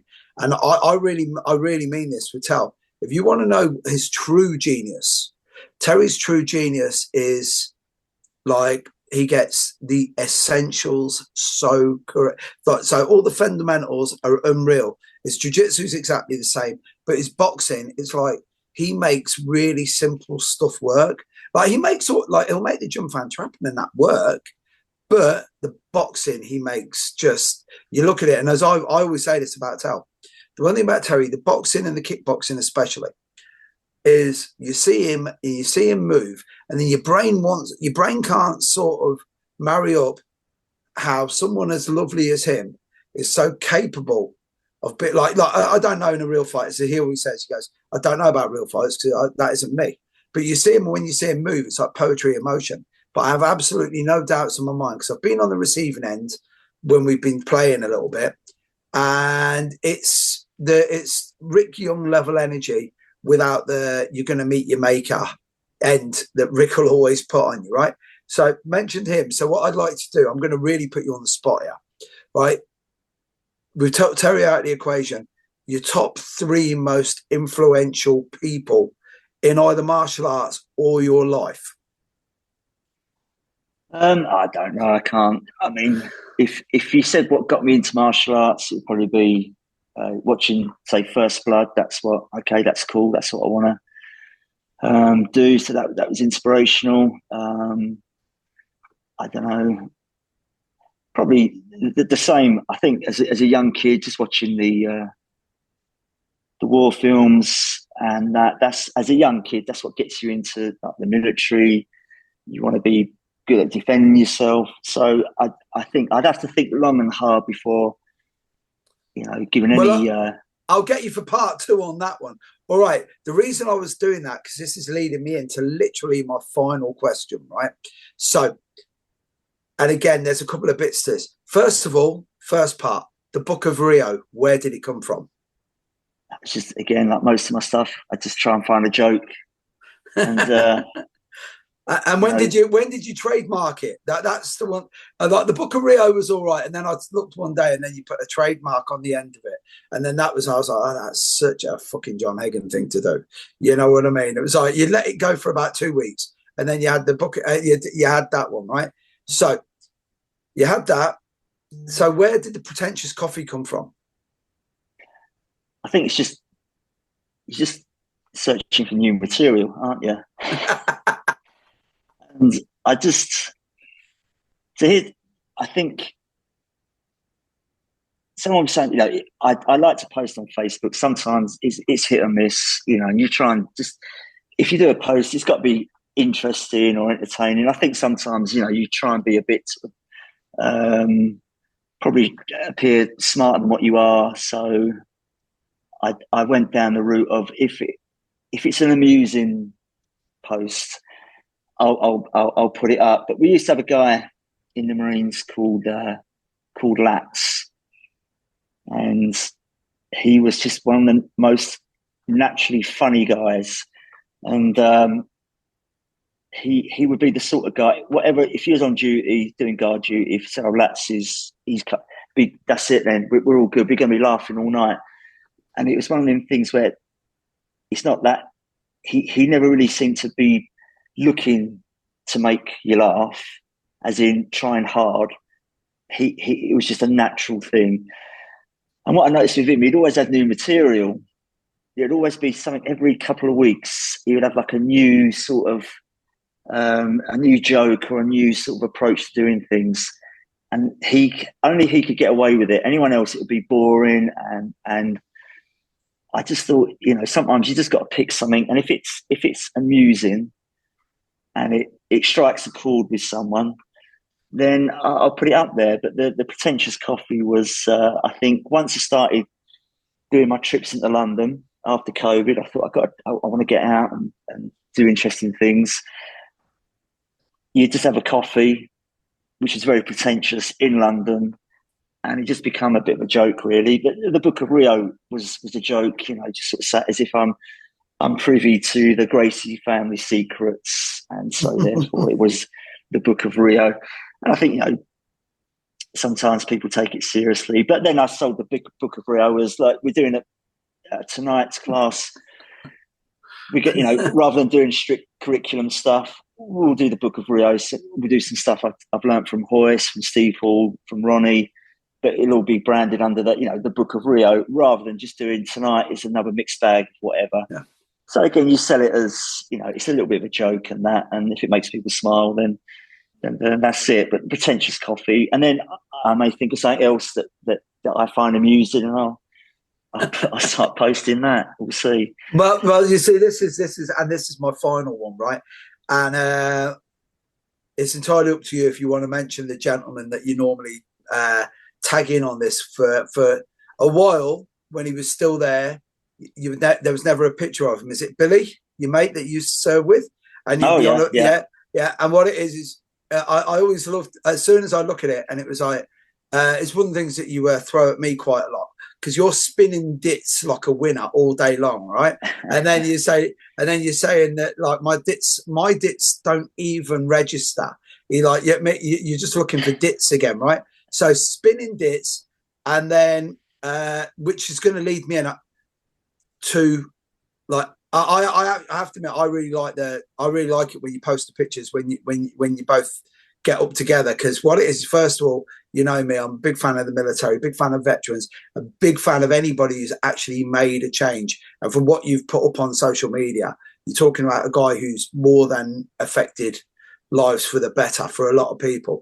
And it's I always, you know, when you post the picture, I always go, oh my God, look at the face on Billy. He's embarrassed yet again. Those dits must have been terrible. First of all, the etymology of the words dits, and then, if you don't mind, just a little bit about Billy, just so for people to understand, what sort of guy.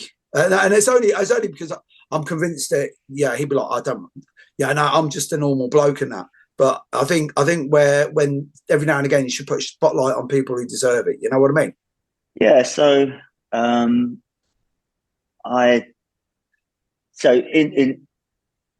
the forces, like, I mean, you normally have a room.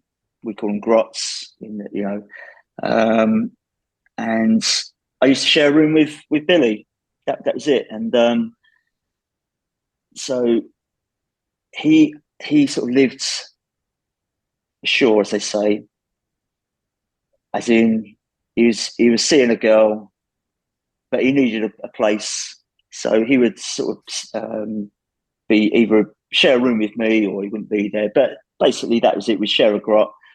And then that's your oppo. That's the guy you sort of hang out with, and that, and just a cool guy, really. He's a mixed race guy, come from Reading, and again was on the wrong side of the law. He said until he was about 20, and then I think he just said he realised he was going to have to sort of get himself together, so he joined the Marines, and that was it, and so I was in for 6 years, and then when I left, he was the sort of guy you knew that he was capable of a lot more, and that was it. But I didn't, so I left in '97, and then that was it, really. I had a student then that who I often sometimes post. So he was part of like counter-terrorism police. So he does a lot of work with Hereford and Poole. Poole is a special boat service, Hereford Special Air Service. And he just said, Billy went 2-2. I was like, I heard something about that. And he said, what a career that guy's had. This is 2018. So I hadn't seen him for years. And I lost touch with a lot of people until Facebook came along. But with Billy, that's City Special Forces. So you're not going to see him or hear from him again, really. And then I knew a guy that knew a guy. And then I did the Daniel Strauss podcast. And the story I got was, and this is the measure of people like that. I got told a story where basically, it was a true story. It was up in the hills. The Taliban had overrun a position, and there's out of ammo, and there's basically like whacking blokes with shovels, and it was full on movie stuff. And one of the guys had actually drowned one of them. He just got him and just stuck his head in a puddle. Anyway, they retreated. So, and I said, and Billy was one of them guys. He was part of that. So it's like, whoa, it was unbelievable. I said, yeah. So anyway, one thing led to another, and I just said I'd love to see him again. Not seen him for years, but we'll see. I know he's obviously going to be a busy guy, and that. One thing led to another. I got his number, so I texted him. I texted the number. I said, "Look, I know you're probably busy doing other stuff, but how's life and that?" He's like, he come back to me. He's like, "Yeah, all good." I said, "Mate, can I just give you a call?" I gave him a call, and it just sounded. I said, "So anyway, we got chatting, and it's like, I said, well, I'd love to come down and see you because I've not seen you for so long." He's like, "Yeah, come down." I went down to Hereford, and I saw him in, I think that's 2018. Yeah, so in the May, and he walked through the door. That was the guy that I remembered. Just a little bit of grey flecks and that, and then from then. So one of the things I said to him was, so I had sent him the Daniel Strauss podcast. I said, "Look, I mentioned you at the end." So he was mega chuffed with that. He said, "That story you said at the end." I went, "Yeah." He went, "That weren't me." Which, having dealt with loads of water mitties and people that embellish, he could have easily said, "Oh yeah, that was me." And he said, "No, it weren't me. That was someone else," because I know who that happened to. And then that was it, really. So we just sort of hooked up. I'd go down to Hereford and see him. And again, that guy's got some dits. And it wasn't, he's not the sort of guy that's like, "Yeah, this happened to me." You know, I might ask and go, "Yeah, well, this is what happened." But he's very much a man of the world. And he was as interested in what I was doing as what he was doing, sort of thing. It wasn't just like, you know, "You're going to listen to my war stories on full blast." He weren't that at all. And then this last year, so he left the regiment and got a job in the city. And so I go up once a month. He works in Mayfair, and then we'll have to go and catch up, have some lunch with him and stuff.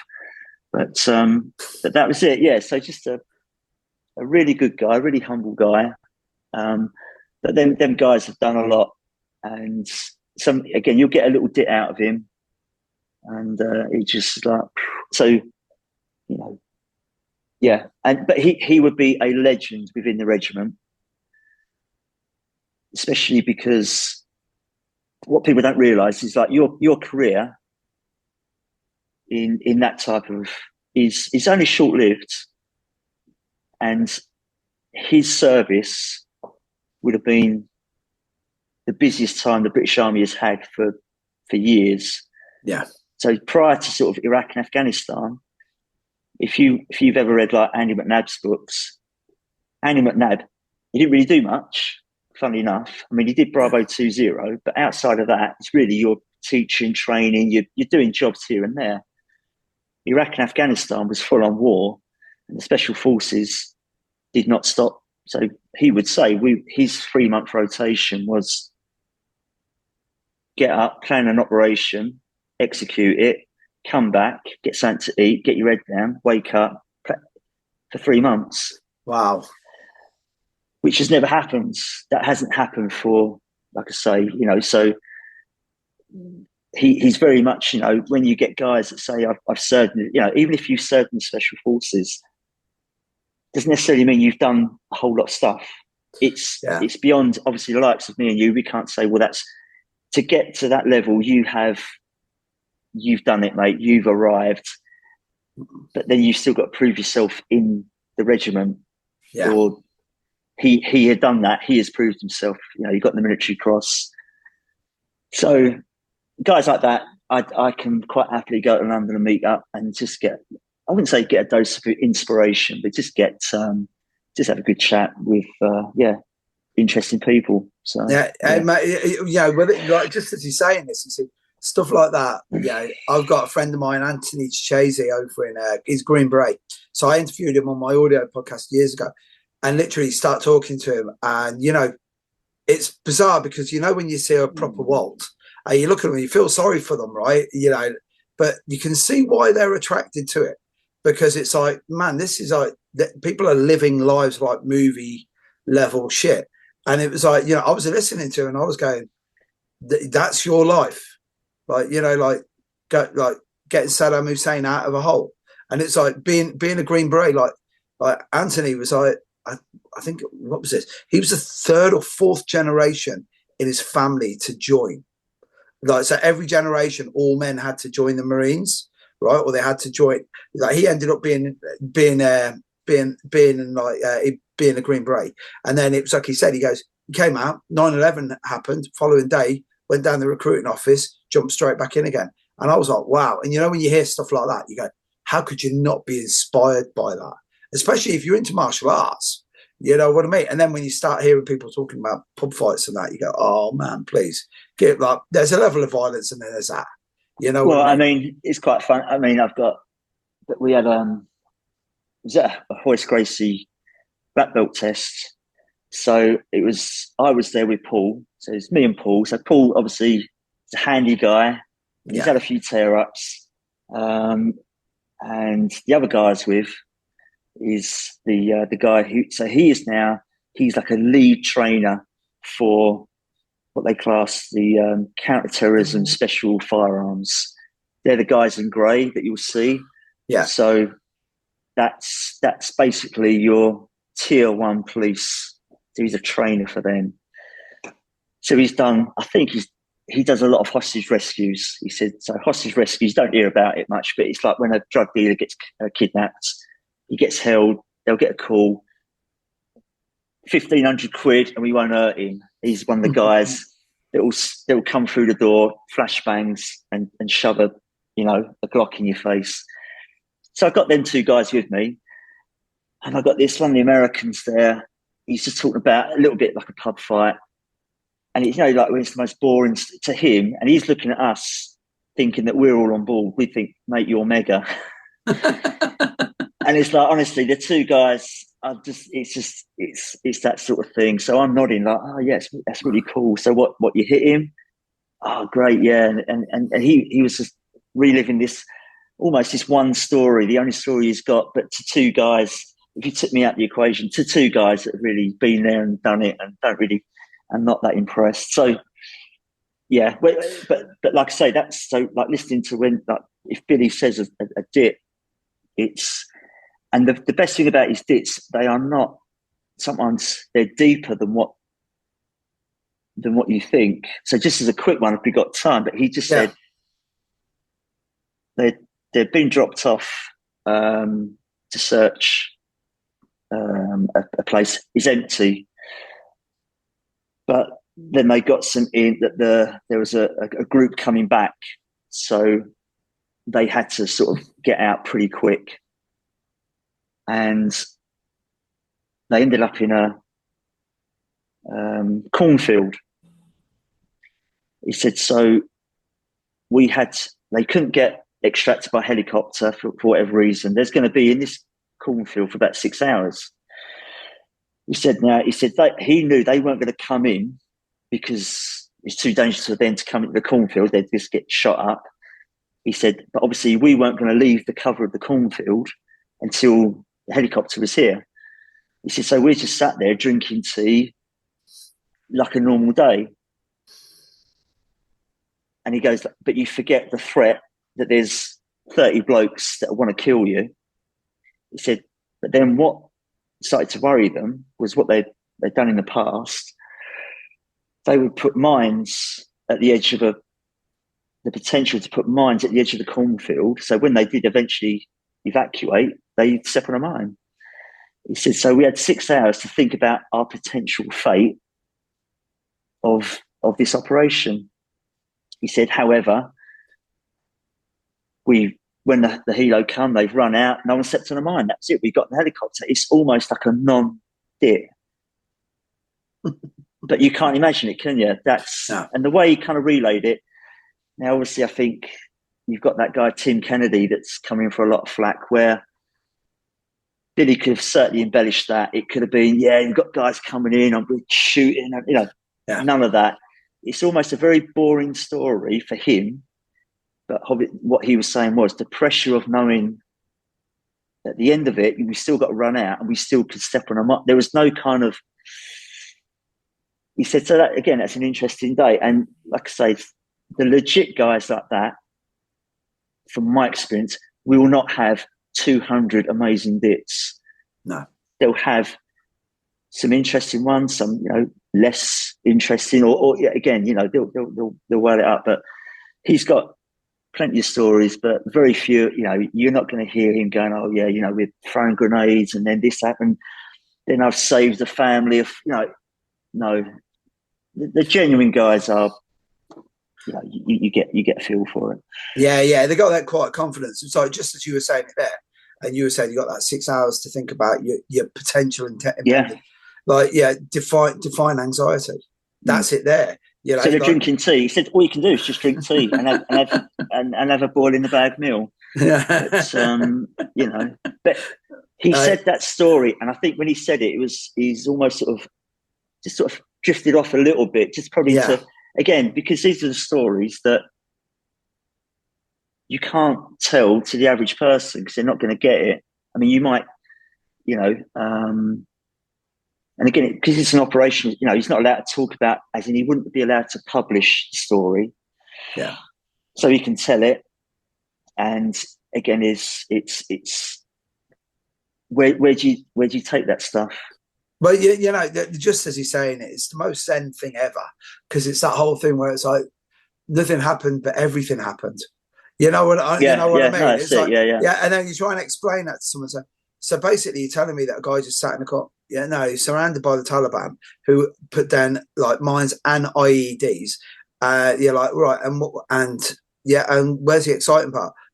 Have you ever seen Black Hawk Down, mate? Yeah, it's pretty exciting when that fucking helicopter comes in, right? Yeah. And then it's like, right, okay, and what? I said, what part of that? And again, I think it all leads back to, like, just as you were saying it all, it's like the whole thing about fights. Like the most terrifying experiences I've ever had of fights that never actually happened, but I had to live in that moment of going, shit, this is going to go down. And then 9 times out of 10, you were just going up against some drunk and a boozer anyway. But it's not a great place to be. You know what I mean? But, you know, John, it's, I mean this, dude. From the day I met you, I've always had great time for you.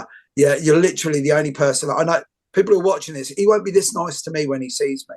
Like, he'll be like, "Oh, you put a bit of weight on." There'll be all of that. I'm always nice. Really? I'm always nice. Really? You accused me. You accused me of thinking about going to Turkey and getting a hair transplant last time I spoke to you. Hearsay. Hearsay. Hearsay. Hearsay. Yeah, fake news, mate. Fake news. But John, thanks so much, man, for your time. You're welcome. It's been good, mate. As I said, I really mean this. The adventuring that you're going off and doing and that is great. When are you going to get Terry Barnett back? Well, Terry was obviously had his hips done, didn't he? Yeah. So I did text Terry the other day just as a catch up, and I hope to. I think I was going to pop down in February, see him at his place, but we'll get him down. Yeah, well, I'll definitely. I mean, I post. Obviously, you see, I always every now and then I'll post some of his footage, and there's that footage of when we're sparring in the garage, and I always put that up, and it's check this out, what he does, I slow it down and stuff. Yeah. So yeah, no, Terry's he's always, as long as he wants to come down, he'll always be a part of you know, and it's great to get you down. Paul comes down. Yeah, we'll do it, man. You know, and others. So yeah, it's always it's just a nice evening. It's always a nice evening. Always. Now, if anyone wants to get at you, just the usual social media and stuff like that, if they want to come and train. Yeah, you can just, if you put in Royce Gracie Jiu-Jitsu, you'll probably find me. There's not many affiliates in the UK, so it's not difficult. I'm not difficult to find. And the last thing, I've got to get you on this. I like the way that you relaxed your only white geese rule that you had recently. You put on social media. Should add the fact that the guy who's wearing the black gi was how tall? I think he's like 6'6", and I think he said he was 19 stone. And, as soon as I saw it, I was like, right, okay. You do realise I have I was going to say only one gi, but I haven't, because you've been very, very well behaved, right? And I can't believe that I'm going to do this now. Will Henshaw, you're going to enjoy this, right? John, how many times do you think you've actually said to me, that I need to bow down to my overlords because I was going to go clear when but I tell you what, you called the Gracie Barra thing well, mate, because you were saying that I was in the Scientology of BJJ for a while, yeah. I think you were, yeah. Hey, mate, you don't know you're in a cult until you leave the cult, my old mate. I'm telling you that. It was what it was I must thank you, Jon. People don't understand this, but Jon was the guy who actually deprogrammed me from Gracie Barra. He got me, and he literally gaffer taped me to a chair and made me watch the Book of Rio, and he did the old Malcolm McDowell scenario, Clockwork Orange on the eyeballs, mate. So thank you very much. But I don't need to see. If I've saved one, that's you know, that's all it took. That's all it took. That's it. That's the old butterfly effect, mate. But yeah, I'm not going to go clear. I know you're still going to accuse me of being in a cult, but it is one of them. The reason I was saying all that is I don't have any white gis. I do. I have believe it or not, I've got the old Gracie Barra gi where, you know, it was Helio doing the jumping flying armbar. I've got that on the inside of the rash guard. So I don't even know if Helio's supposed to be on that gi or not. I'm sure there'll be some controversy though with copywriting or something like that. But I'm throwing my lot in with the Book of Rio from now on, Jon. That's where I'm going to follow that path. All right. The white gi. Just a quick one on the white gis. It's when we first went to the Valenti brothers. They just said it as it is, as a business. As a business, if you want to be successful in martial arts, the white gis, when a new student comes in, it's not intimidating. And it just rang true. If you're not sure about what you want to do, you've got blue gis, you've got camouflage gis, and people are like, oh, what? And it just seemed to be much more peaceful. You just turn up, it's a white gi, and everyone looks the same. The only thing that separates you is the belt, and that's it, you know. And for me, it just works. It's so much easier, you know. And I mean, I used to have a black gi. I had a blue gi, had a black gi, had a Hayabusa one with I looked like Elvis in 1969 on his comeback tour. So I've had some ridiculous gis, but when they said, in fact, I even took a blue gi to the Valentis. They said, "Well, you can't wear that." I was like, "Oh." But so again, commercially, it's for the new guys coming in, so it doesn't look like this is just some proper roughhouse school where everyone does what they want. That's it, and it's a rule that I just think it works. So, well, there's no better place to. So, we all started in a white gi, so we might as well end up. Yeah, I think so. Yeah. You wouldn't question it at a judo club, would you? You turn up. No, you could. Judo's like, what's going on? It's like So but Jon, that's probably why there's so much politics in BJJ and not so much in judo. You know what I mean? You just don't encourage that dissenting voice. But Jon, thank you so much for your time. You still haven't explained what a DIT is. So if you want to find out what a DIT is, you're going to have to hit. It's naval. It's just naval slang. Naval slang for a story. That's all it is, and normally embellished. Oh, right, okay. And I like the way that you corrected me earlier on the army as well. That was a good move, Jon. I like your style. Oh, army. Well, thank you so much for your time, Jon. Thanks a lot, pal. I'll see you soon. Cheers, mate. Adios. Bye-bye.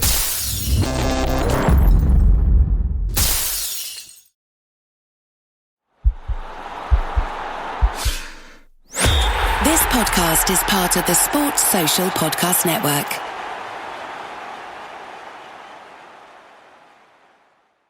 Why choose a Sleep Number smart bed? Can I make my side softer? Can I make my side firmer? Can we sleep cooler? Sleep Number does that. Cools up to 8 times faster and lets you choose your ideal comfort on either side. Your Sleep Number setting. And now save 50% on the new Sleep Number limited edition smart bed. Limited time. Exclusively at a Sleep Number store near you. Learn more at sleepnumber.com.